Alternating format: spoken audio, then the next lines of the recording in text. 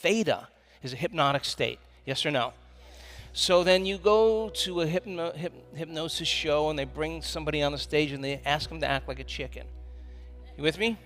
And they program them to do this, and they're suggestible to that information, and they really don't care what you think. They're actually too busy being a chicken. Yes? I'm going somewhere with this. But what if you're in your meditation and your eyes are closed and you're not seeing anything and you're not getting any information from your environment through your senses, and you are slowing down your thinking neocortex? You would be shutting the lights out in the identity, the personality self. And in theta, it's really slow brain waves, and now the mechanisms shut off. You're no longer plugged into three-dimensional reality. Are you with me still? And we've had this so many times. Energy falls right out of the thinking brain, right into the limbic brain. And that person is conscious in their subconscious mind. Are you with me still? Now think about this. The person's sitting in a meditation. They're suggestible to information, but their eyes are closed. They're disconnected from the environment. And where do you get most of your information from? The spectrum of light, red, orange, yellow, green, blue, indigo, violet, bouncing off of the slowest frequency that we perceive with our senses, matter, the most stable form of energy, gravitationally organized light. That's matter. Are you with me still? We're getting a very small spectrum of frequencies in reality.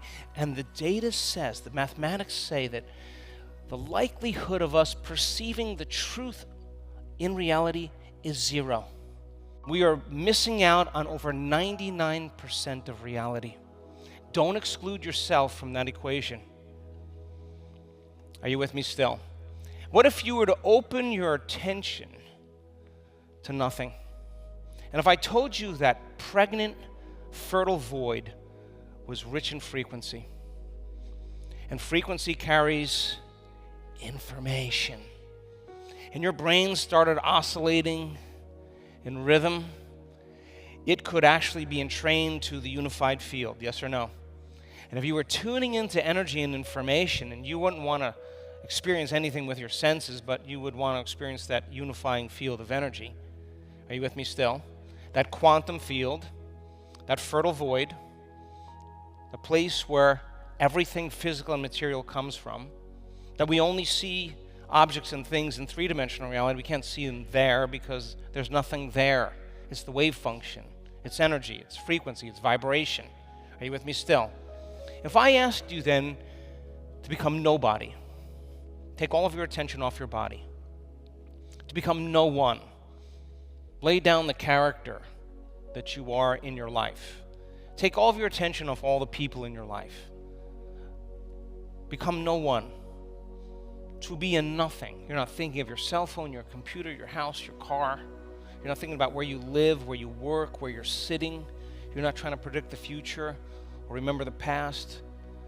If I asked you to become nobody, no one, no thing, nowhere, and no time, if I asked you to become pure consciousness, just an awareness, aware of nothing, if you could linger in that nothing without a name, without a face, without a profession, without a diet, without a culture, without a race, without a gender, without a past, if you could linger there as pure consciousness and keep opening your awareness to nothing. Brain scientists told me that. I asked them, what's the percentage of people, their brains get better in doing this work? They told me 100%. So they told me 100%. So the likelihood of you doing this is going to work for you. Yes? If you keep putting more of your attention on it and less of your attention on you, if you could lose your sense of self to nothing,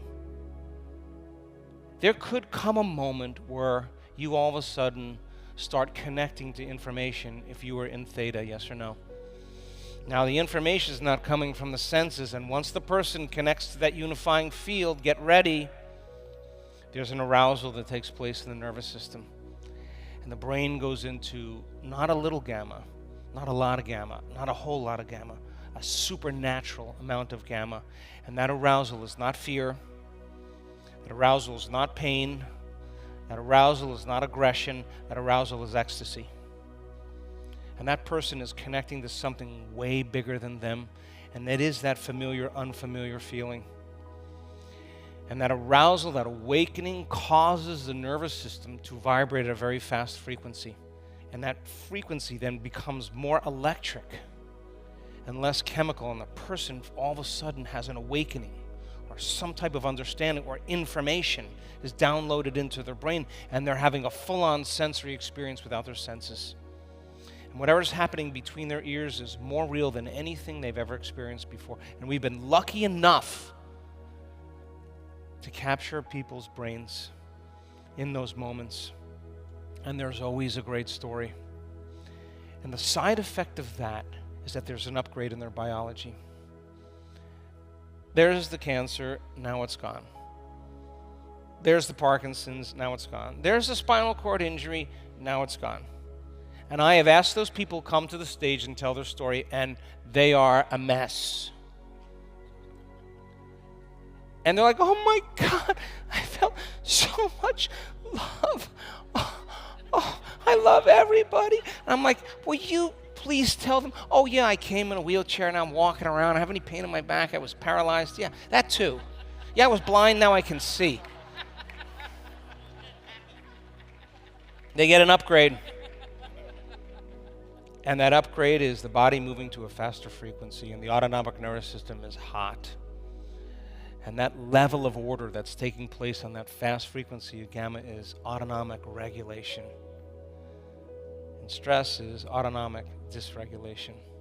And the person gets an upgrade in energy, is beginning to inform matter. And somehow those cells begin to vibrate coherently on the same frequency, and they emit more coherent light.